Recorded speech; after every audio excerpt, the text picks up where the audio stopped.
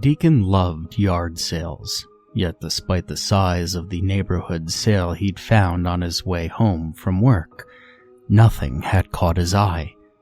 Disappointed, but glad he'd stopped anyway, Deacon turned away from the table he'd been going through and tripped over something at his feet. With a few ungraceful steps and a hop, he managed to keep himself upright and looked to see what he had stumbled over, at the same time choosing to ignore the amused looks and snickers of his fellow treasure seekers. Acting as though nothing had happened, he bent over and picked up the object that had been carelessly left behind him. It was a simple box covered in a thin, tight layer of old dark leather, approximately 18 inches by 18 inches by 18 inches, with a brass latch and pin securing a circular lid in its top, as well as brass trimming and a crank on the right side. The design was clearly that of a jack-in-the-box, a common children's toy that, when turning the crank, produced a tinny song and a cheap scare as an overly made-up clown or gesture popped out upon the song's completion. This, though, was not your average jack-in-the-box. Typically, the toy, now mass-produced in various warehouses across the world, was made out of pressed tin, was feather-light, and about half the size. Also, Deacon could not recall ever seeing one that latched shut. What was the purpose in that? It would ruin the scare if the clown couldn't pop out at the appropriate time.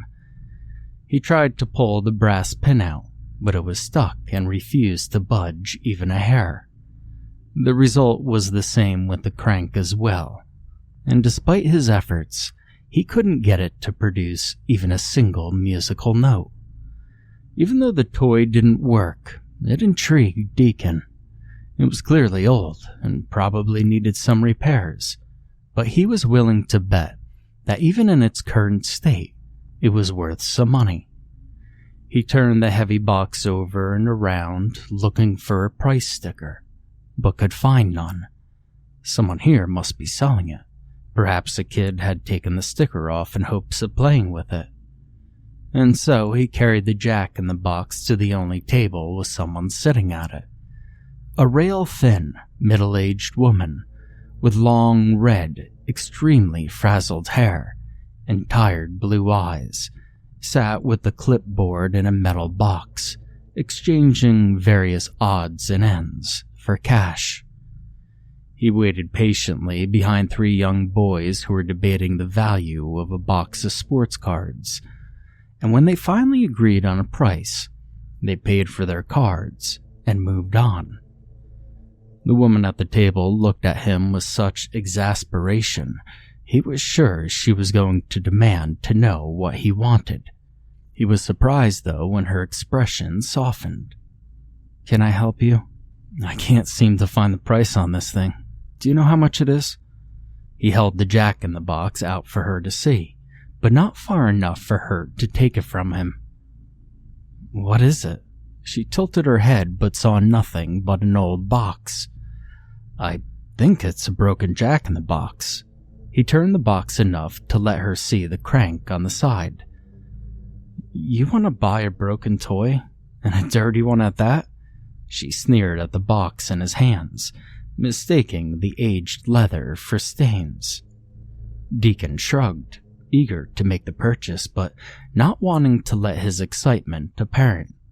There was no need in letting on that he thought it might be worth more than a few dollars. "Well, it's a project, really. You see, I like to repair things in my spare time." "Oh, a handyman," she said with a smile. "Well, I'll tell you what. Seeing as it's not marked, let's say, I don't know, $5? It'll go in the donation fund for the animal shelter. It's my favorite charity." "Well, that sounds fair," Deacon agreed, and paying for his new treasure, he hurriedly headed for his car, eager to get home and see what he could do with the toy. An hour later, he had yet to locate any information on this particular jack-in-the-box. There was no manufacturer's stamp, no signature or initialing of any kind to indicate who might have made the toy. He was surprised, though, when examining the box for at least the 4th time since bringing it home, to find a pentagram surrounded by Latin on the bottom. The sinister star in Latin were burned into the otherwise soft leather covering. Now, he hadn't noticed it earlier and wasn't sure how he could have missed it, but it was clear as day now. In his excitement over its age and potential profit, he must have overlooked it. The pentagram certainly added to the mystery of the toy, and he had hoped that the Jack-in-the-Box's uniqueness would make it easy to locate information about it, but it was quickly becoming apparent that maybe its uniqueness was the very thing holding up his search. Frustrated but not discouraged, he began yet another search when he heard the front door open.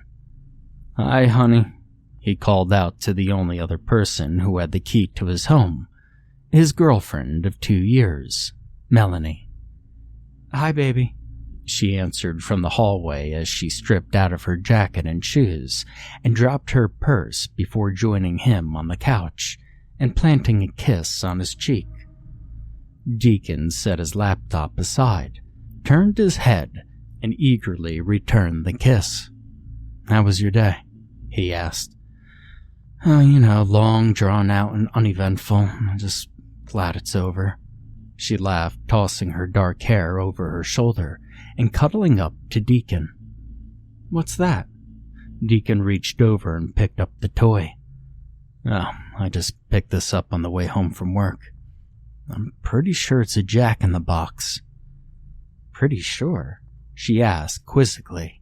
Looking at it, she couldn't think of anything else it could be. "Well, the crank won't turn, and I can't get the pin out of the latch."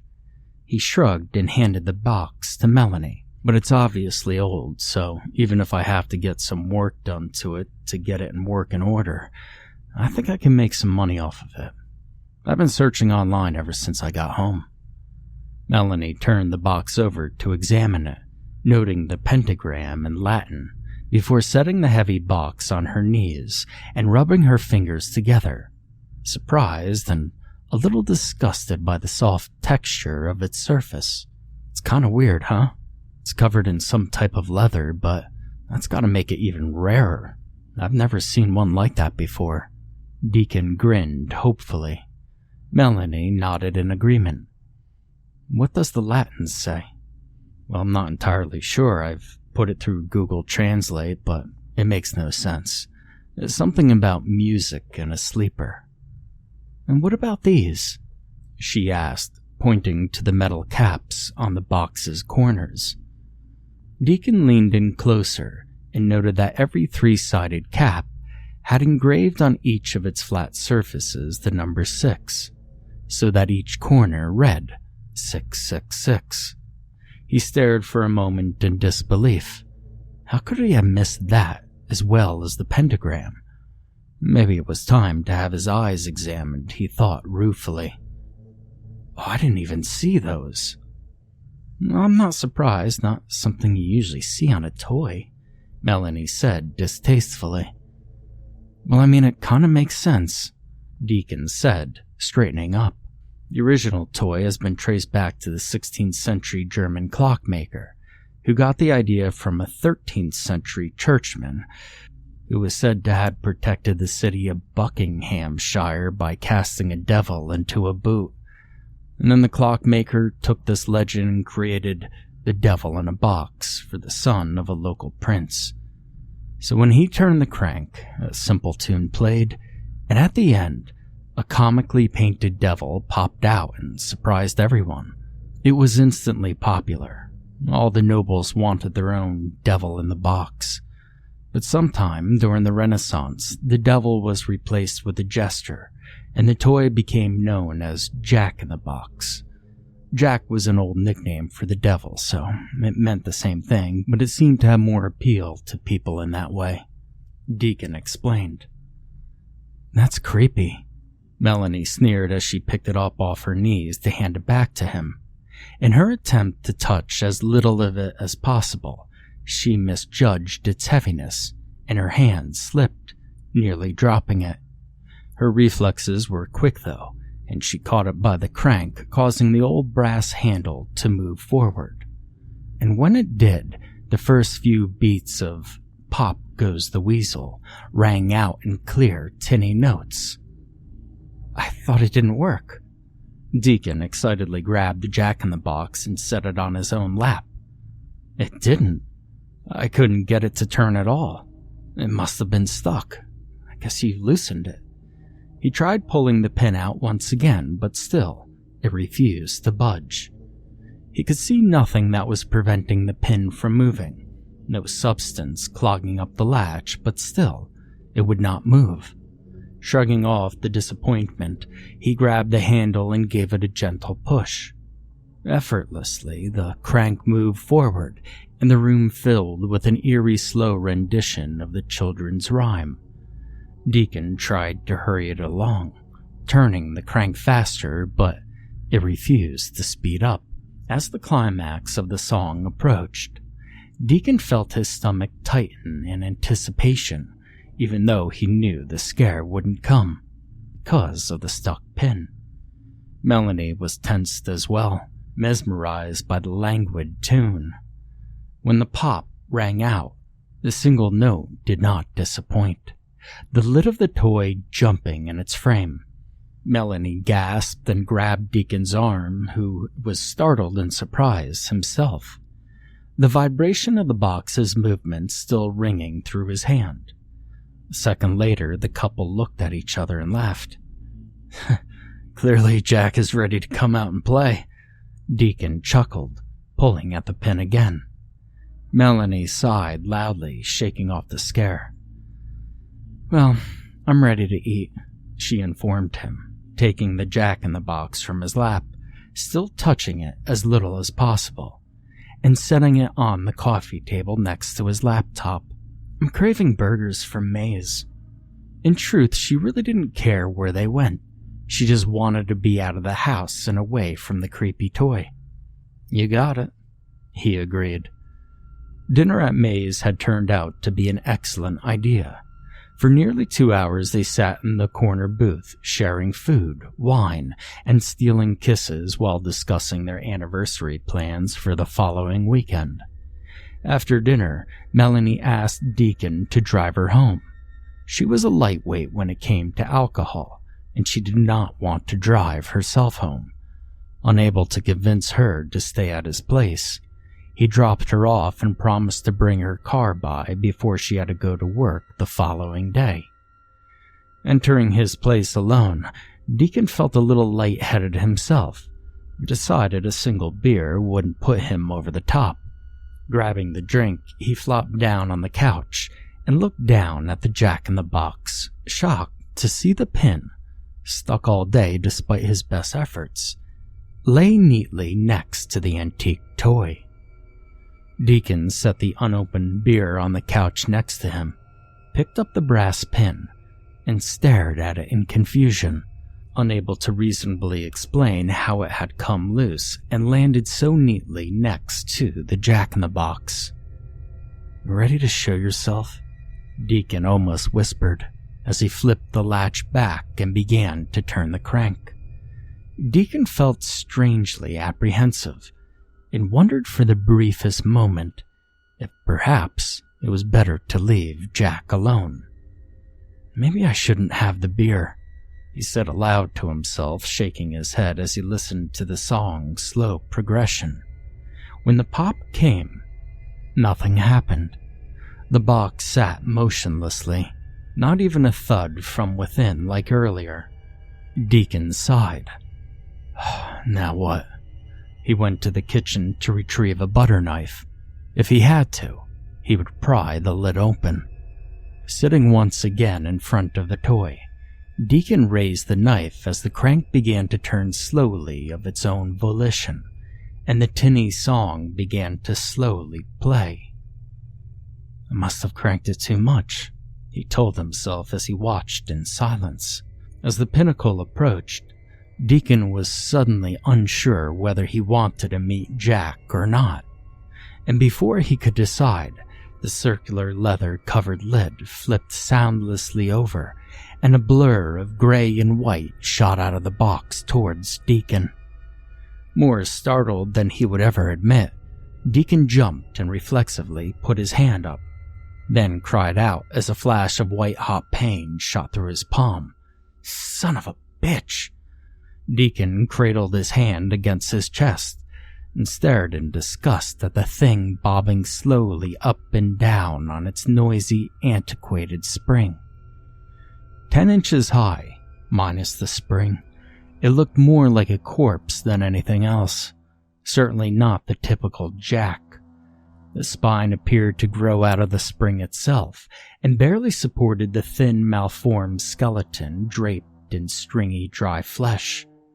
The mouth hung open, revealing a dozen sharp-looking teeth, just below an empty hole where the nose should have been. Above the vacant hole, the eyes were sewn shut with thick strands of black thread. The top of its head came to a lopsided point. The skull, almost entirely exposed except for a few stubborn patches of gray scalp clinging to short tufts of yellowed hair. But worst of all were the unnaturally long arms and exaggerated fingers that looked more like claws, tipped red with Deacon's blood, and pulled close to its dissected rib cage. His palm throbbed painfully, reminding him that he was injured. Looking down at the rivulets of blood running down his wrist, Deacon angrily backhanded the toy off the table, satisfied by the noisy way it crashed to the floor before heading to the bathroom to clean himself up. After deciding he didn't need stitches and bandaging up his hand, Deacon returned to the living room, picked up the Jack-in-the-Box, and set it back on the table. Despite his momentary anger, he still thought the toy could be worth something and hoped he hadn't damaged it with his childlike gesture.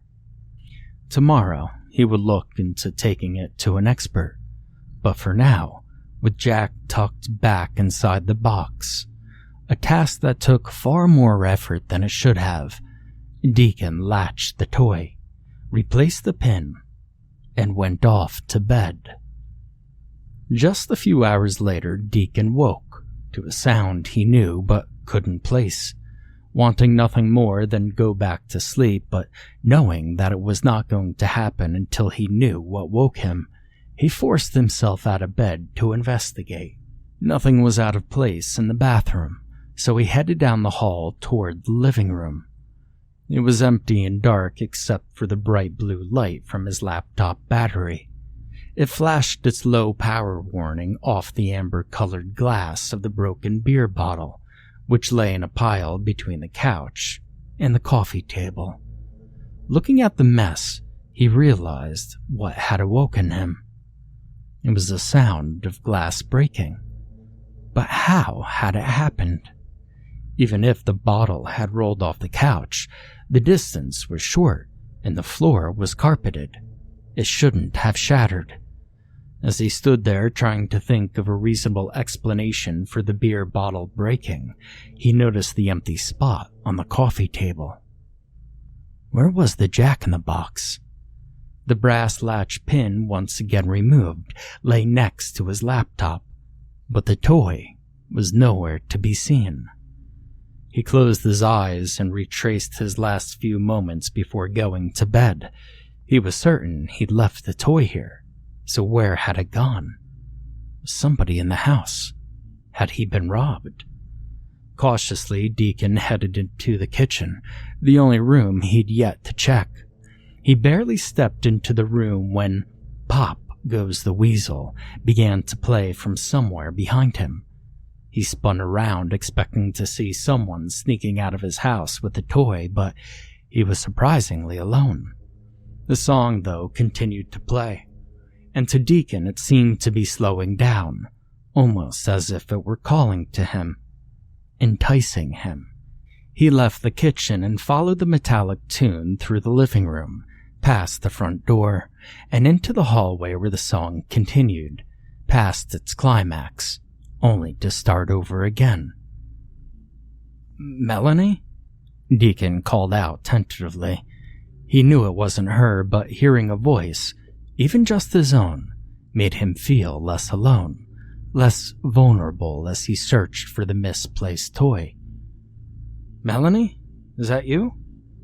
He walked slowly down the hallway, certain the music was coming from his bedroom, but pausing to check the bathroom anyway. He didn't want to admit it, not even just to himself, but he was delaying the discovery of the toy as long as possible. "Melanie? I thought you didn't want to stay over tonight." When he reached his bedroom door, he could hear the music as clearly as if he were holding the toy. But even if it was overwound, the music shouldn't still be playing. Plus, he knew he hadn't shut the bedroom door when he left the room. So it had to be Melanie. It just had to be. As soon as he twisted the doorknob, the music stopped. "Mel?" He pushed the door all the way open, hoping to see her standing there, grinning triumphantly, pleased with herself for scaring him. Instead, he was greeted by an empty room. Empty, except for the jack-in-the-box sitting squarely in the middle of his bed. A chill ran through him, covering him head to toe in thousands of goosebumps. The jack-in-the-box had not been on his bed. He would have noticed it. Melanie had to be behind it. Stepping into the room, he looked behind the door, in the closet, behind a large cardboard cutout of Superman, and even dropped to his knees to look under the bed. But despite his hopes, they were all empty. He was pushing himself up off the floor when the jack-in-the-box began its serenade yet again. It was so startling that his hands slipped and he landed back on his knees next to the bed. The music picked up speed, making Deacon's heart skip a beat. "Stop," he whispered pleadingly, reaching out to halt the crank.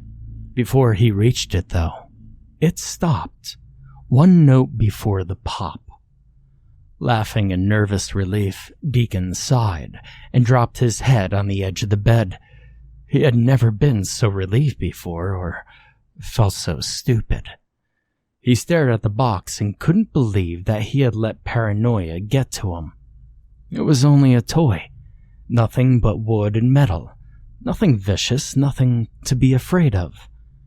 While he knelt there berating himself, the single note announcing Jack's arrival chimed. The metallic ping was like a gunshot in the silence, and as he raised his head, the monstrous toy sprang from its hiding place, its long, spindly arms reaching out for him. This time, Deacon screamed and threw himself backwards, landing on his backside as Jack continued forward, the momentum carrying the toy off the bed where it had landed between his legs. "Holy crap!" he cried angrily, not sure what he was angrier at, the toy or himself for fearing it. It was very old. There were kinks and loose parts, things that surely needed to be repaired. Hell, the spring alone was in desperate need of oiling. He knew it was a desperate grasp at logic, but he didn't care. It was better than any other explanation. The jack-in-the-box lay on its side, Jack and Spring stretched out toward him, looking as though it were reaching for him. He shook his head, angry with himself for his apprehension, and forced himself forward to scoop Jack back into the box when it moved, the fingers stretching slowly as he reached for it. Deacon paused, not trusting his eyes, and in his hesitation, Jack confirmed his suspicions, its claw-like hands swinging viciously at its fingers. Too shocked to cry out, Deacon scooted back, his now bloody fingers making the floor slippery as he tried to stand. After a fumbled attempt, though, he succeeded, and stared in disbelief as Jack used its unnaturally long and narrow arms to pull itself across the floor towards him. "There's just no way," he breathed, his stomach clenching in fear as he sidestepped toward the hallway, not wanting to turn his back on it. He glanced towards the doorway out of the corner of his eyes, and as he did, he heard the rusty creak of the spring. And for a brief moment, he had the crazy idea that Jack was putting himself away. When he looked back, Jack was airborne, launching itself towards him, using the force of the spring to push its body forward and dragging the heavy box along. It landed just a few inches short of Deacon's bare feet, and in his panic, he kicked at it, intending to send the awful thing flying across the room, hoping to break it. Before his foot even came in contact with the toy, Jack lashed out and grabbed on to his ankle, digging its sharp fingers deep into his skin. Deacon shrieked in pain and began to kick wildly, but instead of tossing the toy off it, it seemed to energize it, and Jack's clawed fingers sought purchase higher up his calf as it sank its ragged teeth into its shin. He continued to thrash his leg furiously until his foot made contact with the heavy wooden box, and he felt at least 2 toes crush instantly. The pain was nauseating, and Deacon reached down to rip Jack off of his leg. When his hands wrapped around the dry, thin body of the toy, he could feel the fierce, raw strength that flowed through it, despite its apparent delicacy, and the Jack-in-the-Box released his leg only to snake its way up to his forearms. Deacon screamed in horror. Blood was running in 6 tiny rivers down his leg and pooling beneath his feet while he fought to get the horrible thing off of him. As he struggled desperately, he lost his balance, slipping into his own blood. There was a brief moment of hope when he thought he could remain upright, but it was quickly lost as he fumbled into even more blood. He fell backwards, hitting the floor hard, first his shoulders, and then his head, bouncing off the hardwood with a crack. The house was suddenly silent, and the pain faded away, as a heavy blackness came swimming up through the corners of his eyes. He saw Jack clawing its way up his chest, but felt nothing. "Please," Deacon begged as darkness enveloped him completely. Deacon draped his arm over his eyes, having no desire whatsoever to open them. His head pounded ferociously, but he had never been so glad to be awake. He was giddy with relief. That had been by far the worst and most vivid nightmare he had ever had in his entire life. He would definitely not be drinking that much again any time in the near future. Sighing heavily at the thought of getting out of bed, but loving the idea of a hot shower, he put his arm down and sat up in one motion. But instead of the edges of his bed and sun-filled room, all he saw was blackness, filled with the deafening and heart-sinkingly familiar creak. Deacon rubbed his eyes vigorously, trying to clear them. As he did, his fingers caught something rough, something that made his heart ache with fear. He traced the roughness tentatively with his fingertips, knowing immediately what it was. Thick strands of thread bound his eyelids to the tops of his cheeks and came together in knots at the corner of his eyes. He shook his head violently, trying to wake himself. He had to be dreaming, he thought desperately, because the alternative was too terrible to concede, and he proceeded to fling himself around until he came up hard against the flat surface. No, he could hear his own voice, but he continued the mantra anyway as he explored the walls that confined him on all sides. With every movement, he was taunted by the awful metallic creak that filled him with a sickening dread that he didn't want to confirm, but could not ignore.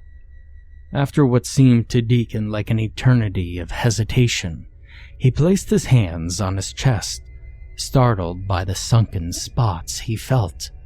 He continued down his waist, aware of areas of pain and a wetness he was sure was blood, but neither of which concerned him. He forced himself to explore further past his belly button. And then, nothing. No more flesh and bone. Nothing but a cold, downward spiraling ring of metal. In an instant, all reason abandoned him, and he began to thrash and scream, a raspy, torturous cry, drowned out by the incessant creaking of his spring.